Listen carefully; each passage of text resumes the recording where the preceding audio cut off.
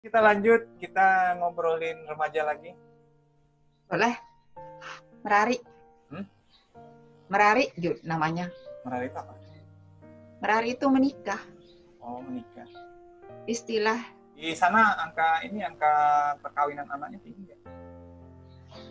Di NTB angka perkawinan anak cukup tinggi ya, karena salah satu faktor utama yang berpengaruh di sini adalah budaya.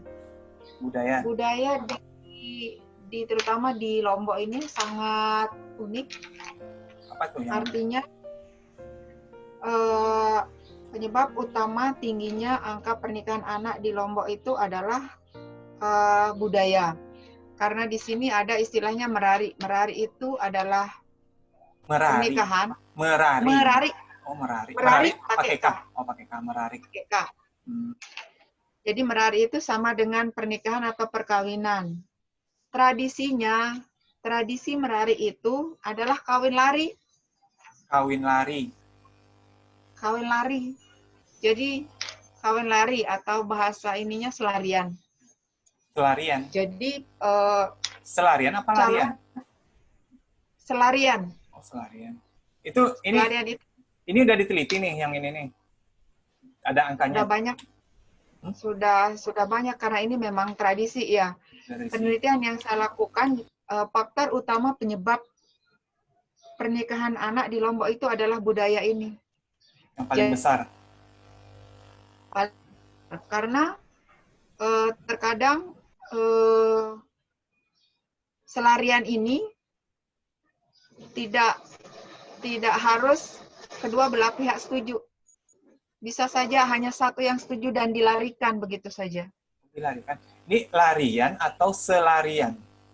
Selarian. S-E-L-A-R-I-An. Ya. Oh. Berarti bisa salah satu aja yang setuju dilarikan gitu. Berarti yang dilarikan siapa? Yang laki-laki apa perempuan? Perempuan. Jadi pihak perempuan yang dilarikan. Calon mempelai wanita yang dilarikan. Oh, kalau dia setuju sama setuju, nggak masalah. Kalau nggak setuju? Kalau salah satu nggak setuju, ya mau tidak mau tetap dilarikan. Itu nggak bisa nggak setuju namanya, berarti mau nggak mau berarti. Mau nggak mau. Jadi kayak gini, misalnya pulang si pihak perempuan nih, pulang sekolah nih, dia masih SMP, misalnya kelas 3. Dia nggak ini, dia dijemput, nggak taunya dia dilarikan, dibawa ke pihak laki-laki. Ini larikannya pakai apa? Bisa naik motor atau naik mobil. Biasanya orang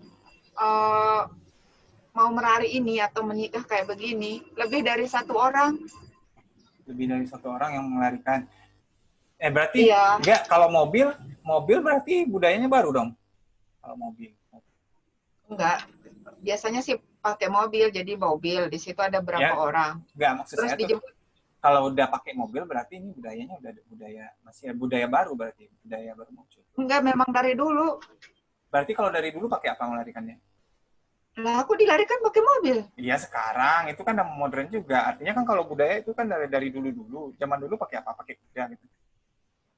Ibuku dilarikan naik mobil juga. Motor, Cidomo. Cidomo itu sama kayak andong. Oh. Zaman dulu sebelum ada motor, belum ada mesin. Cidomo itu andong. Oh, andong. Oh iya. Namanya Cidomo di sini, yang pakai kuda. Oh gitu. Lah, zaman ibuku dilarikan pakai Cidomo. Dan itu biasanya kalau budayanya itu dilarikan itu biasanya antara maghrib dan isya. Antara maghrib dan isya? Itu waktu-waktunya biasanya. Oh, yang dulu. Tapi kata Maning tadi ada yang anak-anak SMP yang pulang sekolah diculik. Kalau itu berarti mereka ada yang tidak setuju tuh, biasanya calon mempelai wanita yang tidak setuju, makanya seperti itu. Oh, tunggu dulu. Nih kita bicara budaya ini ya.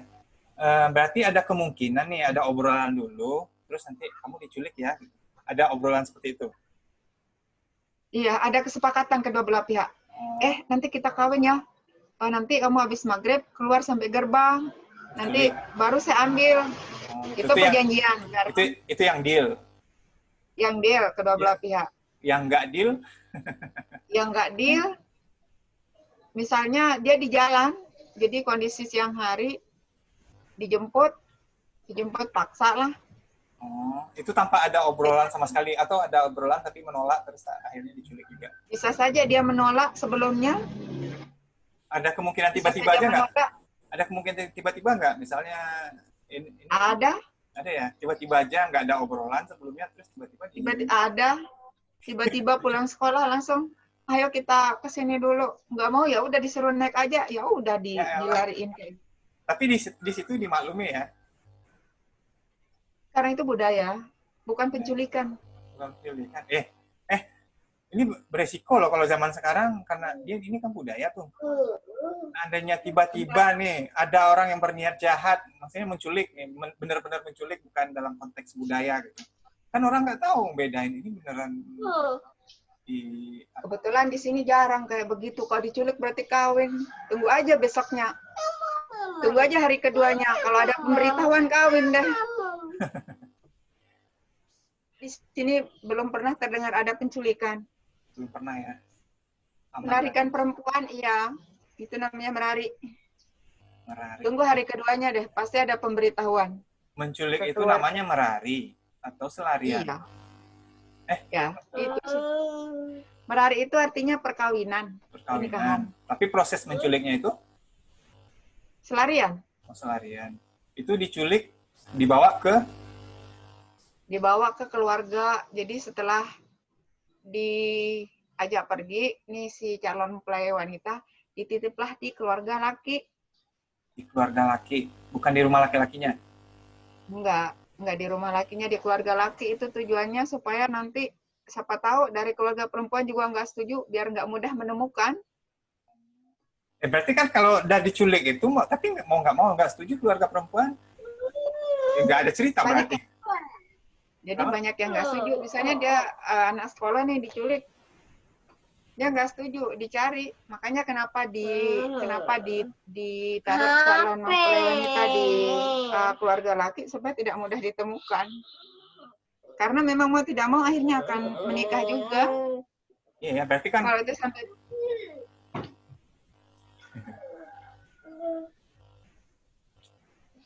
Oke, berarti kalau gini. nggak sampai, Berarti ketika kita punya anak perempuan, kalau sudah diculik ya udah gitu ya.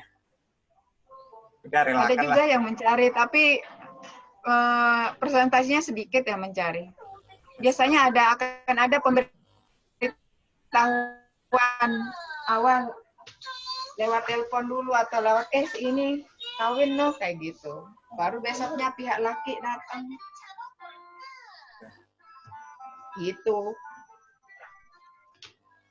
Terus kalau misalnya nih, nggak, memang keluarga juga nggak mau, yang perempuan benar-benar nggak mau, kekeh nggak mau nih, nggak ada. Banyak. Enggak sih banyak, ada. Akan tetapi satu, kalau perempuan sudah dilarikan seperti itu, mau balik lagi itu pertama malu ya, Di sana malu ya kalau udah diculik nolak. Ya, malu. malu. Kemudian pamalik juga, jadi nanti kena kutukan. Kutukannya nanti nggak bisa nikah-nikah, Oh gitu ya. perawan tua. Oh, budayanya gitu. Sangat sangat jarang sih yang balik lagi. Ada tapi jarang.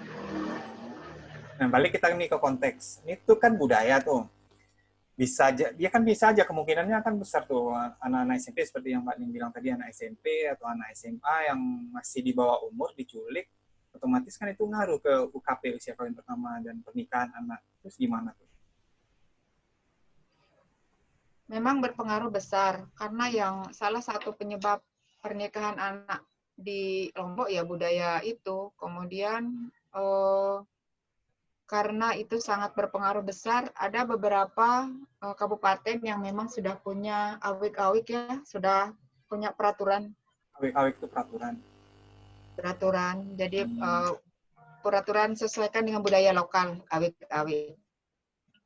Jadi Termas. seperti di Kabupaten Lombok Barat, jika ada siswa yang melakukan pernikahan selama masih sekolah, maka dia harus membayar 1 juta. Apapun Ini alasannya, dia membayar sudah 1 juta. ada. bayar 1 juta di sekolah itu dan diperbolehkan untuk ujian.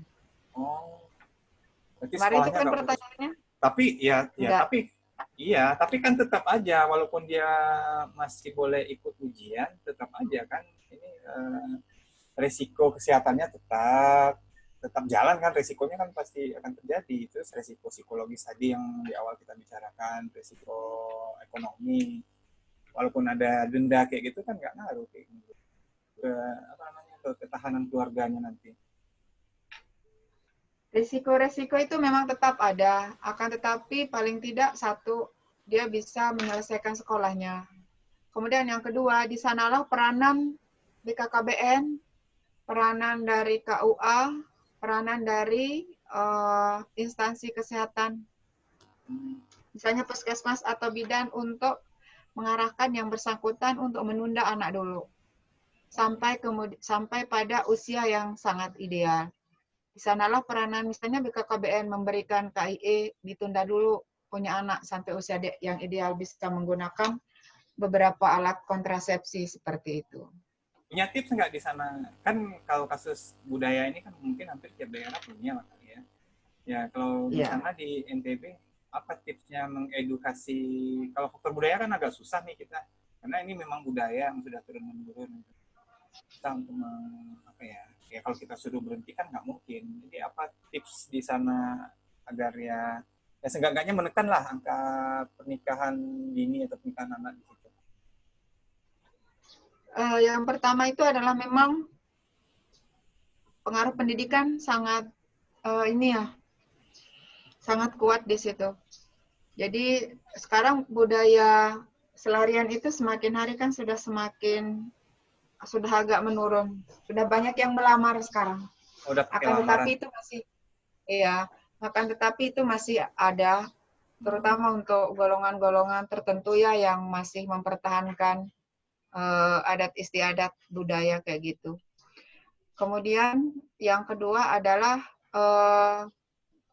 KIE. KIE sekarang melalui media remaja-remaja paling tidak sudah banyak yang punya gadget ya, HP. KIE di situ kampanye stop pernikahan dini, kemudian KIE secara langsung oleh petugas-petugas kesehatan, penyuluh KB yang ada di situ, ada poster-poster, dan ini perlu pengembangan PIKR, Pusat Informasi Konseling Remaja, baik yang berbasis di sekolah maupun di masyarakat, mungkin kita perlu lebih tingkatkan lagi ya, karena kalau sudah ada PIKR, paling tidak ada kegiatan, ada sharing informasi di situ, kemudian ada keterampilan-keterampilan yang mereka bisa pelajari semua.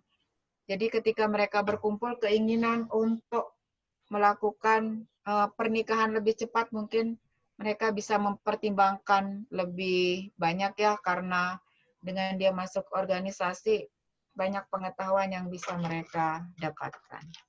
Oke, mungkin kalau kita ada jalan, kayak kita jalan ke remajanya oke gitu. Ini kan budaya. Kalau faktor budaya kan bisa jadi tokoh agama, tokoh budaya di sana atau orang tuanya. Kalau itu faktor orang tuanya gimana? Dari hasil penelitian Mbak Ning itu lebih banyak dari kemauan si yang mau menikah itu remaja, yang misalnya kalau yang remaja yang dari si remajanya atau dari keluarganya atau dari tokoh-tokoh budaya di sana. Kalau yang signifikan penyebab pernikahan usia anak di Lombok itu ada 3 yang signifikan berdasarkan uji statistik ya. Jadi budaya nomor 1, kemudian ekonomi. Ekonomi sangat berpengaruh. Remaja dengan keluarga dengan ekonomi rendah mempunyai peluang yang lebih besar untuk melakukan pernikahan usia anak dibandingkan dengan keluarga dengan ekonomi yang tinggi. Karena mereka ingin terlepas dari kesulitan-kesulitan ekonomi. Dan yang ketiga adalah pengambilan keputusan. Jadi pengambilan keputusan, siapa yang mengambil keputusan menikah ini? Dan pada umumnya adalah pihak laki-laki.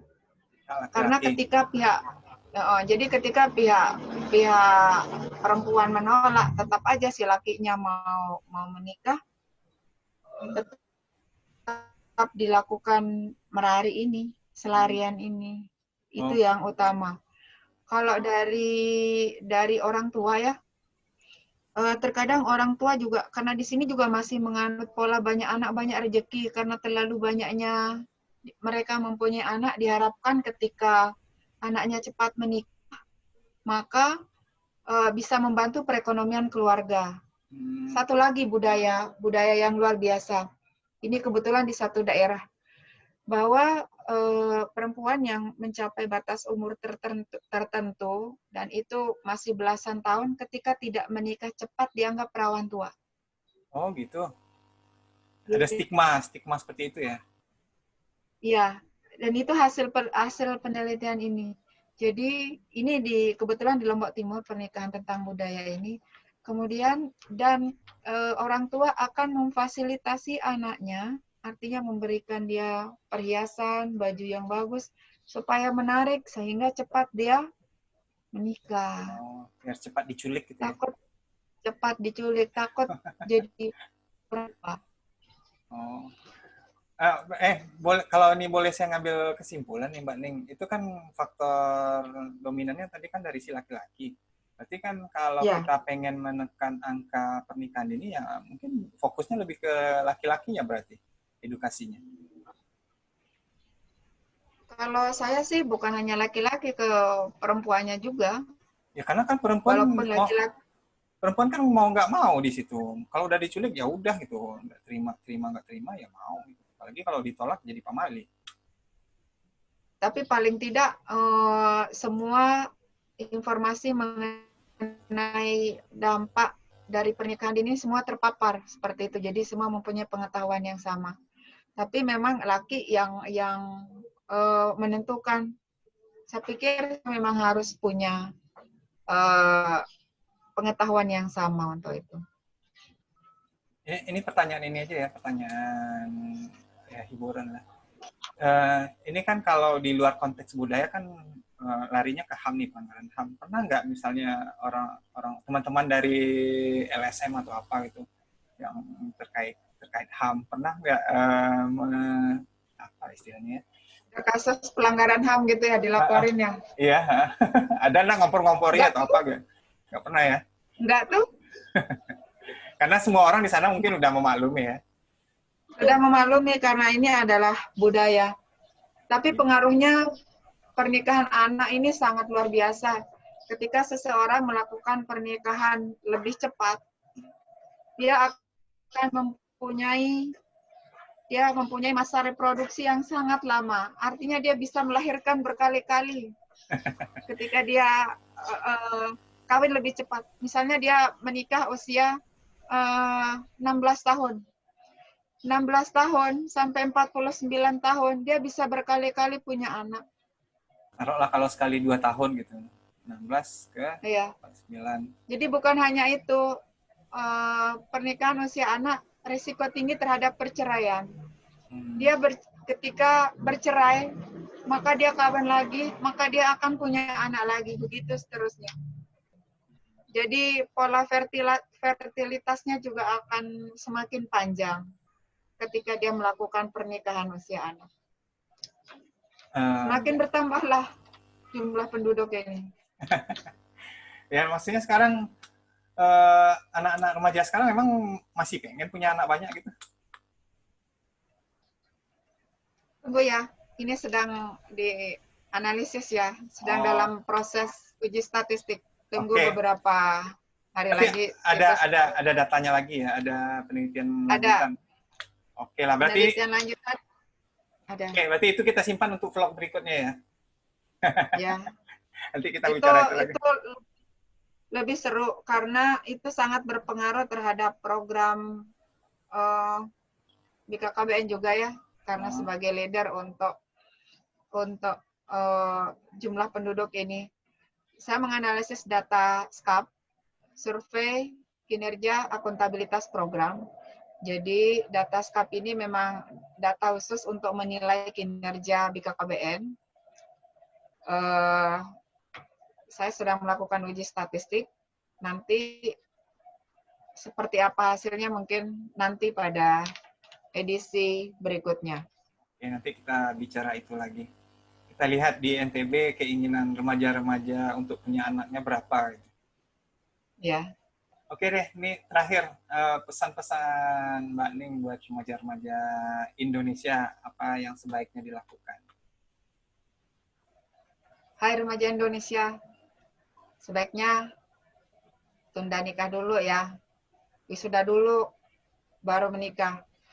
Karena zamannya sekarang adalah zaman orang-orang berpendidikan. Supaya kita juga bisa mengikuti tren ini. Biar kita nggak Semoga dijajah sama, sukses buat semua. biar kita nggak dijajah Iya. lagi sama bangsa lain ya. Iya. Oke deh, Paling tidak generasi kita menjadi lebih bagus. sip. Pasti, insya Allah remaja-remaja Indonesia akan menguasai dunia nantinya. Kita namanya. Sip. Oke, terima kasih Mbak Ning atas waktunya. Sama-sama, Mas Remon. Ya, Semoga berguna bagi kita semua. Oke, mudah-mudahan lain waktu kita sambung lagi. Assalamualaikum warahmatullahi wabarakatuh.